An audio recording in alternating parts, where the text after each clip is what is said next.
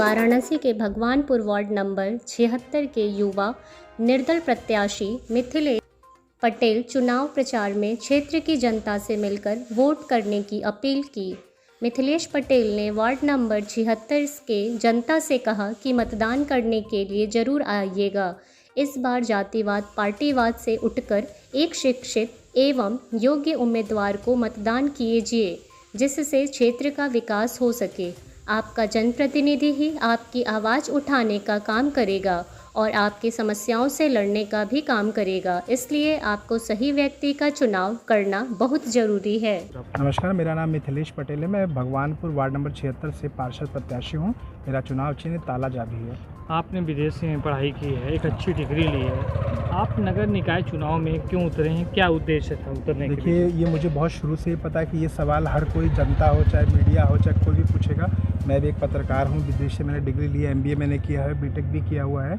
तो मैं यहाँ पे सबसे सिंपल तरीके से आम भाषा में बताना चाहता हूँ कि किसी भी समाज में फैली हुई कुरीतियों को या किसी भी समस्याओं को ख़त्म करने के लिए जब तक हम जड़ से उस चीज़ नहीं काम करेंगे, नहीं समाप्त करेंगे, हम ऊपर से भारत में कोई पूरे एक नेशनल लेवल पे, स्टेट लेवल पे कोई कानून या पॉलिसी बनाकर हम एक ग्राउंड लेवल पे चीज़ों को समाप्त नहीं कर सकते। तो ग्राउंड लेवल पे समाप्त करने के लिए हमें ज़मीनी राजनीति से शुरू करनी पड़ेगी। तो मैं बता दूँ, शायद आपको पता भी होगा कि मैं एक पेशे से न्यूज़ बकेट नाम की मैं संरक्षक और प्रकाशक भी हूँ।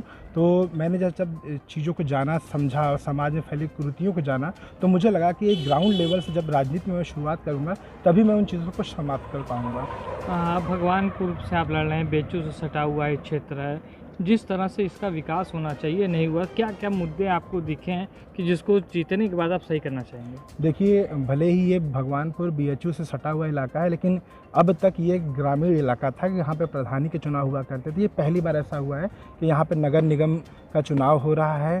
तो जाहिर सी बात है, जब तक ये ग्रामीण क्षेत्र में आता था, यहाँ पे विकास के उतने सोर्सेस नहीं थे, विकास उतना संभव नहीं था। लेकिन अब ये नगर निगम में आ चुका है और अगर ऊपर वाले ने, ईश्वर ने मुझे मौका दिया, मुझे चुनाव जीत के अगर यहाँ की जनता ने मुझे पार्षद चुना, तो मैं ज़रूर चाहूँगा कि मैं इस गांव का कायाकल्प कर सकूं। इस गांव में जो चीज़ें नहीं हो पाई पहले ही सेशन में 5 सालों में, वो इतना बदलाव ला सकूं कि बाकी नगर निगम के वार्डों की तरह इसकी विकास जारी रहे और ये निरंतर विकसित करे।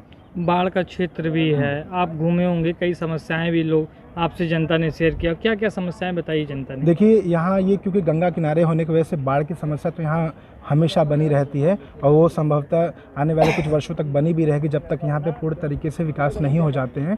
लेकिन अगर यहाँ पे कोई पार्षद प्रत्याशी जो यहाँ पे चुनाव जीतता है, यदि भगवान ने, ईश्वर ने, यहाँ की जनता ने मुझे यहाँ पे अगर मौका दिया, मुझे जितवाया, तो मेरा प्राथमिक कार्य ये होगा कि मैं सरकार की जो योजनाएं बाढ़ को लेकर हैं, उन योजनाओं को भूतल पे, मतलब ज़मीनी स्तर पर लागू हो अच्छे तरीके से, ताकि वो लोग जितना मतलब उससे पहले सेफ हो सकें। देखिए, वो एक दिन में कोई काम ऐसा नहीं होने वाला है कि वो समाप्त हो जाएगा, लेकिन हम कोशिश करेंगे कि सरकार की योजनाओं को इस तरह लागू किया जाए कि वो धीरे धीरे वो उससे सॉल्यूशन हम लोग ढूंढ सकें।